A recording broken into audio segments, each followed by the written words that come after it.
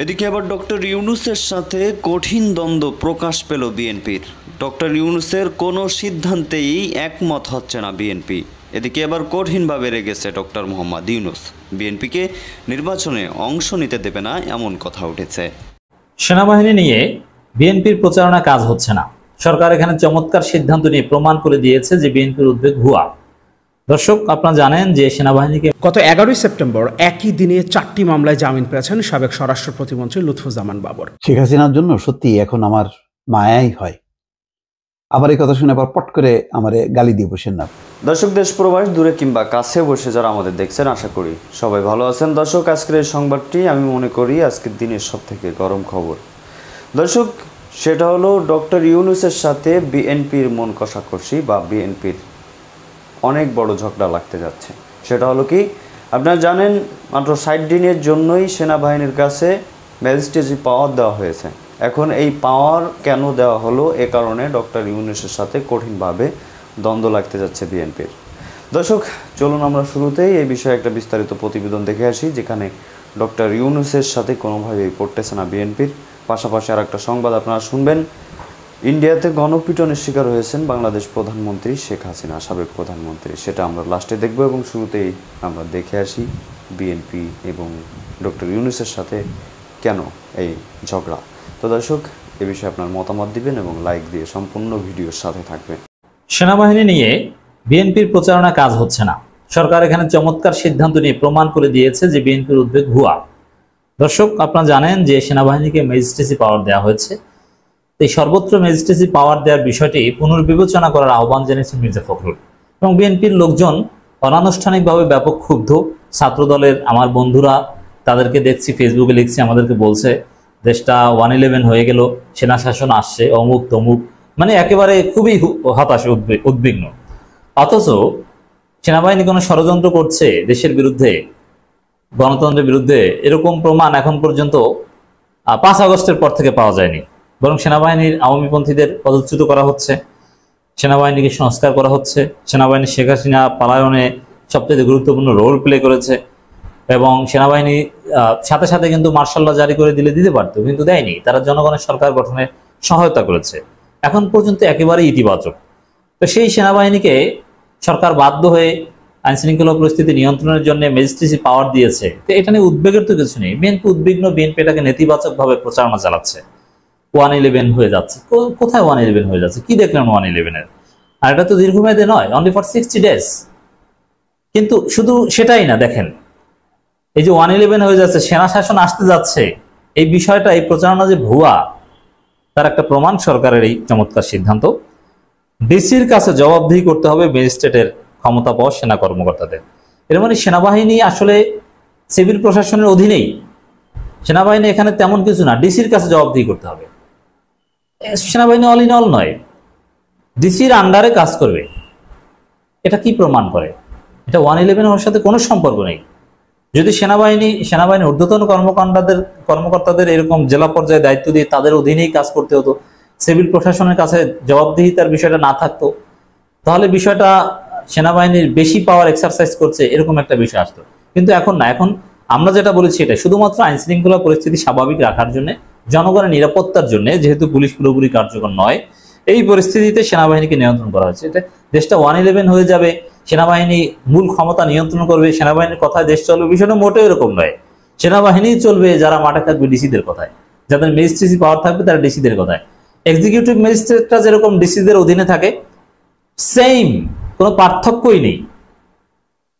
অতএব বিএনপির উদ্বেগ ভুয়া। আগামী 2 মাসের জন্য নির্বাহী ম্যাজিস্ট্রেটের ক্ষমতা পেয়েছে সেনাবাহিনী কমিশনপ্রাপ্ত কর্মকর্তারা। গত মঙ্গলবার 17 সেপ্টেম্বর রাষ্ট্রপতির আদেশক্রমে জনপ্রশাসন মন্ত্রণালয় থেকে এই আদেশ জারি করা হয়। তবে ম্যাজিস্ট্রেটের ক্ষমতা পাওয়া সেনা কর্মকর্তা সংশ্লিষ্ট জেলা প্রশাসক বরাবর জবাবদিহি করতে হবে। এই সিদ্ধান্তটা খুবই চমৎকার। দে আর আন্ডার সিভিল অ্যাডমিনিস্ট্রেশন। মন্ত্রিপরিষদ বিভাগের দায়িত্বশীল সূত্র জানিয়েছে, সব জেলা প্রশাসকের কাছে জবাবদিহি করতে হবে ম্যাজিস্ট্রেটের ক্ষমতা পাওয়া সেনা কর্মকর্তাদের। তারা প্রতিদিন কি কার্যক্রম চালালেন সে বিষয়ে ডিসিদের অবহিত করতে হবে। এ বিষয়ে আজই জেলা প্রশাসক ও ম্যাজিস্ট্রেটের ক্ষমতা পাওয়া সেনা কর্মকর্তাদের কাছে নির্দেশনা পৌঁছাতে পারে বা পৌঁছে দেওয়া হয়েছে, হয়তো আমি কথা বলতে বলতে জানি না। তো দর্শক, এই সিদ্ধান্তটা আমি মনে করি যে এই 111 হয়ে গিয়েছে অমুক তমুক প্রচারণার বিরুদ্ধে একটা চমৎকার জবাব। সেম এক্সিকিউটিভ ম্যাজিস্ট্রেটটা যেরকম করে সেরকমই। এর আগে জনপ্রশাসন মন্ত্রণালয় থেকে জানানো হয়েছে প্রজ্ঞাপন জারির তারিখ থেকে পরবর্তী 60 দিনের জন্য এই ক্ষমতা দেওয়া হয়েছে। সেনাবাহিনী কমিশনপ্রাপ্ত কর্মকর্তারা এই ম্যাজিস্ট্রেসি ক্ষমতা সারা দেশে প্রয়োগ করতে পারবেন। দি কোড অফ ক্রিমিনাল প্রসিডিউর 1898 এর 12-1 ধারা অনুযায়ী 2 মাসের 60 দিনের জন্য এই ক্ষমতা দেওয়া হয়েছে। সেনাবাহিনীর নির্বাহী ম্যাজিস্ট্রেট ক্ষমতাপ্রাপ্ত কর্মকর্তারা ফৌজদারি কার্যবিধির 1898 এর 64, 65, 83 মানে কোন ধারাগুলোর বিবেচনা নিতে পারবেন এর একটা তালিকা এসেছে। এটা আমরা আগেই বলেছি, তারা গ্রেপ্তার করতে পারবে, কাউকে সাময়িক হেফাজতে রাখতে পারবে, কোনো অভিযান পরিচালনা করতে পারবে, কোনো বেআইনি সমাবেশ ডিসপার্স করার জন্য শক্তি প্রয়োগ করতে পারবে। তবে এখানে কিন্তু কিছু কথা থাকে যেটা আমরা বলেছি, যেমন একটা তো সরকার আমলে নিয়েছে, এই সরকার আমাদের সব সমালোচনায় আমলে নিয়েছে এখন পর্যন্ত, যে ডিসিদের অধীনে থাকা ইটস ভেরি গুড, এবং কিছু সতর্কতার বিষয় আছে, সাবধান থাকতে হবে। যেমন সেনাবাহিনী কিন্তু ট্রেনিং এ ঘাটতি আছে। সেনাবাহিনীকে জনগণের সাথে সম্পৃক্ত থেকে আইন শৃঙ্খলা নিয়ন্ত্রণ করার ট্রেনিং দেওয়া হয় না, তাদেরকে শত্রু মোকাবেলা করার ট্রেনিং দেওয়া হয়, শৃঙ্খলা বিধানের ট্রেনিং দেওয়া হয়। এজন্য বল প্রয়োগের সম্ভাবনাটা তাদের ক্ষেত্রে বেশি, মানে কিছু হলেই পিটাও, শাস্তি দাও, কান ধরাও না, কম বল প্রয়োগ করে কিভাবে পরিস্থিতি নিয়ন্ত্রণ করতে হয় এই বিষয়টা সেনাবাহিনীকে ভাবতে হবে। আর তারা যোগ্য, তারা পারবে, যত কম বল প্রয়োগ করা যায়। কথায় কথায় মানুষকে শাস্তি দেওয়া, কান ধরানো, পেটানো না, এটা এই সেনাবাহিনীর রেপুটেশনটা আছে, সেনাবাহিনী আসলেই মনে হয় পেটাবে, এই কাজটা করা যাবে না। পরিস্থিতি নিয়ন্ত্রণ করতে হবে বল প্রয়োগ যত সম্ভব না করে। একই সাথে এই যে গ্রেপ্তারের একটা ক্ষমতা থাকবে ফৌজদারি কার্যবিধি অনুযায়ী অভিযান পরিচালনা করার। এক্ষেত্রে অভিযান পরিচালনা করতে গিয়ে যাতে বাড়াবাড়ি না হয় এটা খেয়াল রাখতে হবে, কারণ যৌথ বাহিনীর অভিযান পরিচালনা অ্যাটলিস্ট এখন পর্যন্ত বেশ কিছু মৃত্যুর খবর আমরা পেয়েছি। যে কোনো মৃত্যু এড়িয়ে চলতে হবে। এটা পুলিশের, যদিও আমাদের পুলিশ তো হাসিনা ধ্বংস করে দিয়েছে, মানে এই ট্রেনিংগুলো পুলিশকে দেওয়া, যেমন সোর্স মেনটেন করা। আপনি গায়ের জোরে পিটিয়ে ভাঙচুর করে গ্রেপ্তার করবেন তা না, আপনার সোর্স থাকবে। কারণ সেনাবাহিনীকে সোর্স মেনটেন করে গোপন অভিযান পরিচালনা করা, সিভিল ড্রেসে এই ধরনের কোনো ট্রেনিং দেওয়া হয় না। ছদ্মবেশে যে গ্রেপ্তার করবে সিভিল পুলিশ, সেনাবাহিনী কিন্তু এ ধরনের সিভিল ড্রেসে অভিযান পরিচালনা করা বা এরকম কোনো অভিজ্ঞতা বা ট্রেনিংই দেওয়া হয় না। তো এই যে ঘাটতি দুর্বলতাগুলো আছে সেনাবাহিনীর, এগুলো ওভারকাম করে দায়িত্ব পালন করতে পারলে সেনাবাহিনী নিয়ন্ত্রণে শুধুমাত্র অপরাধীরাই ভয় পায় এই কথা আমরা বলতে পারবো। অতএব বিএনপি যদি অপরাধ করে না থাকে, তাদের লোকজন যদি চাঁদাবাজি, লুটপাট, আইন শৃঙ্খলা পরিস্থিতি অবনতি ঘটনার সাথে সম্পৃক্ত না থাকে, তাদের উদ্বেগের কিছু নেই। 7 দিন পর যদি আইন শৃঙ্খলা পরিস্থিতি স্বাভাবিক হয়, কাঙ্ক্ষিত উন্নতি হয়, সেনাবাহিনী ব্যারাকে ফিরে যাবে, উদ্বেগের কিছু নেই। শেখ হাসিনার জন্য সত্যি এখন আমার মায়াই হয়। আবার এই কথা শুনে আবার পট করে আমারে গালি দিয়ে বসেন না ভাই। কেন হয় মায়া এটা বলি।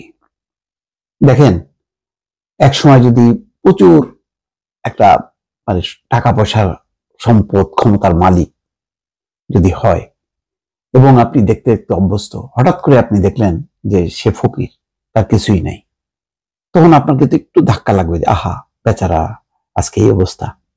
আমি কিন্তু ওই অর্থে বলছি। এখন শুরুতেই আমার প্রথম লাইনটা শুনে আপনারা পট করে আবার লাভ দিয়ে বললেন যে এই তো পাইছি একটা আওয়ামী দালাল। না, এটা দালাল ফালালের ব্যাপার না। বিষয়টা দেখেন, কিছু কিছু যে খবর আসছে এর হয়তো পুরো যাচাই করে কতটুকু সত্য মিথ্যা সেটা বলা যায় না, কিন্তু বাস্তবতাটা কিন্তু আসলে তেমনই। কালের কণ্ঠের একটা রিপোর্ট, ভারতে 30,000 টাকার শপিং করে বিপাকে শেখ হাসিনা।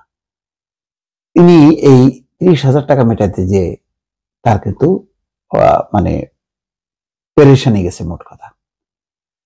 তো কি খবরটা কি দেখেন, খবরটা হলো এই যে ছাত্র জনতার গণঅভ্যুত্থানের মুখে মাত্র 45 মিনিটেই ছোট বোন রেহেনাকে নিয়ে দেশ ছেড়ে পালিয়ে ভারতে যান সাবেক প্রধানমন্ত্রী শেখ হাসিনা। তখন দিল্লির কাছে গজিয়াবাদের হিন্ডন বিমান সেনাদের ঘাঁটিতেই রয়েছেন বাংলাদেশের সদ্য সাবেক প্রধানমন্ত্রী শেখ হাসিনা। প্রথম তো সেই গজিয়াবাদের সেই হিন্ডন যে বিমান সেনাদের ঘাঁটি দিল্লির কাছে, সেখানে তিনি ছিলেন। এখন আসার সময় ধাওয়ার মুখে তো অত গুছায় গাছায় জিনিসপত্র সব কিছু আনার মতন সময়ও পায়নি, কেন না তার এসএসএফ এবং মানে সেনাবাহিনীর যে সদস্যরা ছিল তখন গণভবন, তারা দ্রুত তাগাদা দিচ্ছিল, কারণ তাদেরও তো সেফটির ব্যাপার ছিল, মানুষজন ধেয়ে আসছে। তো তখন মানে কোন রকম তাড়াহুড়ো করে সে এটা নিশ্চিত তো ওইটা নেয়নি। পরে হয়তো যখন নাকি মানে দিল্লিতে যাওয়ার পথে তখন তার আস্তে আস্তে মনে পড়ছে যে তার প্রয়োজনীয় তো কিছু জিনিসপত্র নেওয়া লাগবে, এখন কোথায় তাকে নিয়ে রাখবে, সেখান থেকে কবে বেরোবে, সুতরাং সে প্রয়োজনীয় তার কিছু জিনিসপত্র কেনাকাটার দরকার ছিল। এখানে বলা হচ্ছে হাতে নামমাত্র সময় পাওয়ায় আসার সময় জামা কাপড় নিত্য ব্যবহৃত জিনিসপত্র কিছুই নিয়ে যেতে পারেননি কেউ, মানে দুই বোনের কেউ। আচ্ছা, দিল্লির একটি সূত্র বলছে যে গজিয়াবাদের হিন্দন বিমান সেনা ঘাঁটিতে একটি শপিং সেন্টারে নিজের এবং বোনের প্রয়োজনীয় জিনিসপত্র কিনতে যান শেখ হাসিনা। জামা কাপড়ের পাশাপাশি অন্য জিনিসও কেনেন হাসিনা ও তার সহযোগীরা। সব মিলিয়ে 30,000 টাকার কেনাকাটা করেন তিনি। ভারতীয় মুদ্রায় দাম মেটাতে যান শেখ হাসিনা, কিন্তু কিছু টাকা কম পড়ে। দেখেন, এই জায়গাটাই আমার একটা ধাক্কা লাগে। আচ্ছা, এরপর বাংলাদেশের মুদ্রা দিয়ে বাকি দাম মিটিয়ে দেন তিনি, অর্থাৎ ভারতীয় মুদ্রা ওই পরিমাণ ছিল না, ফলে তাকে বাংলাদেশি মুদ্রা দিয়ে ওটাকে মেকআপ করতে হয়েছে। তা আমার ধাক্কা লাগলো এই যে উনি 30,000 টাকা মানে জন্য যে আটকে গেলেন, এটা তো কল্পনা করেন তিনি যে পরিমাণ দাপটে ছিলেন ক্ষমতার, তিনি কখনো খরচ করবেন তার নিজের পকেট থেকে, এরকম পরিস্থিতি কি গত 15 বছর হয়েছে? হওয়ার তো কথা না, জানি না হয়েছে কিনা এর মধ্যে। আর 30,000 টাকা কোনো ব্যাপার, 3 লাখ টাকা বা 30 লক্ষ টাকা এটাও তো কোনো ব্যাপার ছিল না। শেখ হাসিনার যে ক্ষমতা, তাদের যে টাকা পয়সার ছড়াছড়ি, যেরকম তথ্য আসছে নানাভাবে, তাতে তো এই 30,000 কোনো ব্যাপার না, 30 লাখ হলেও কোনো ব্যাপার ছিল না। কিন্তু আজকে দেখেন এটাই হয়েছে। এটা কেন বললাম আপনি কল্পনা করেন তো, এই যে সালমান এফ রহমানের কত হাজার কোটি টাকা সে বিদেশে পাচার করছে কেন? যে কোনো কারণে যদি বাংলাদেশে থাকা সম্ভব না হয়, বিদেশে যাতে সুখে স্বাচ্ছন্দ্যে থাকতে পারে। আমি জানি অনিল ইলেভেনের সময় কিন্তু এরকম বসুন্ধরা গ্রুপ, ওরিয়ন গ্রুপ, অনেক গ্রুপের বড় বড় যারা, তারা কিন্তু দুবাইয়ে বিলাসবহুল জীবনযাপন ছিলেন এবং বিশাল বিশাল অ্যাপার্টমেন্ট নিয়ে তারা কিন্তু ছিলেন, খুব একটা কষ্ট হয়নি। এবার তো সময় পায়নি কেউ, ফলে সালমান এফ রহমানকে দেখেন ওই নৌকা করে, ট্রলার নৌকা করে পালাতে যে পারে নাই, পরে বসে আছে। হ্যাঁ, কি অবস্থার মধ্যে হাত করা পরে বসে আছে। পাশে আনিসুল হক, সেও 1,000 কোটি টাকার মালিক, লুঙ্গি পরে বসে আছে। কি এক একজনের দুরবস্থা। কিন্তু তাদের কাছে তো মানে যদি সুযোগ পাইতো বা তাদেরকে যদি সুযোগ দেওয়া হতো, পৃথিবীর সেরা উড়োজাহাজ বাংলাদেশে নিয়ে এসে সেই উড়োজাহাজে তারা উঠতেন, টাকা কোনো ব্যাপারই ছিল না। দেখেন না, ওই যে সাইফুজ্জামান চৌধুরী জাভেদ, তার লন্ডনেই আছে 350 উপরে বাড়ি। হ্যাঁ, 1 বছরে কিনছে প্রায় সে 90টা বাড়ি। তো এরা যদি এরকম মানে 20,000, 30,000, 40,000 টাকায় যদি আটকে যায় কোথাও, পরিস্থিতি তেমন হয়, তো কেমন লাগে? সেই কারণে আমি বলছি। তো দর্শক, দেখলেন খুব গুরুত্বপূর্ণ প্রতিবেদন। যাই হোক, এতক্ষণ আমাদের সাথে থাকার জন্য বিশেষ করে আপনাকে ধন্যবাদ জানাই। দর্শক, এতক্ষণ আমাদের সাথে দেখেছিলেন খুবই গুরুত্বপূর্ণ প্রতিবেদন জনাব সাকিব স্যারের মুখ থেকে। তিনি কিন্তু বলছিলেন সামনে কিন্তু অনেক বড় বিপদ আসতেছে, এবং যেই চিঠি দিয়েছে তাতে সম্পূর্ণই আওয়ামী লীগের পক্ষে এবং বাংলাদেশ হিন্দু তাদের পক্ষে। দর্শক, এখন আপনি কি বলতে চান? আপনার মতামতটা কি অবশ্যই আমাদের জানান। শেখ হাসিনা যখন ক্ষমতায় ছিল তাকে বারে বারে চিঠি দিয়ে হুঁশিয়ারি করা হতো, এমনকি নির্বাচনের আগে তাকে পদত্যাগের কথা বলা হয়েছিল। এখন একটা বিষয় হচ্ছে যুক্তরাষ্ট্র দুমুখ ছাপ, যেটা সবাই বলে থাকে যে তাদের সাথে যাদের কথায় মিলমিশ থাকবে বা পড়বে তাদেরকেই তারা ক্ষমতায় দেখতে চাইবে, তাদের সাথে পড়বে না তাদের 12টা বেজে যাবে। শেখ হাসিনার সাথে পড়তো, তার ছিল, এখন হয়তো বা ডক্টর ইউনূসের সাথে যে কোনোভাবে একটু পড়তেছে না, তারপরে চিঠিপত্র পাঠানো শুরু করেছে। এটা প্রথম চিঠি, দেখা যাক পরবর্তীতে কী হয়। তো এতক্ষণ আমাদের সাথে থাকার জন্য ধন্যবাদ। আর হ্যাঁ, এতক্ষণ যারা লাইক দেন অবশ্যই লাইক দিয়ে আপনার মতামত করে সুন্দরভাবে একটা কমেন্ট করে এবং সাবস্ক্রাইব করে ভিডিওটি শেয়ার করে দিন। ধন্যবাদ এতক্ষণ আমাদের সাথে থাকার জন্য। আসসালামু আলাইকুম।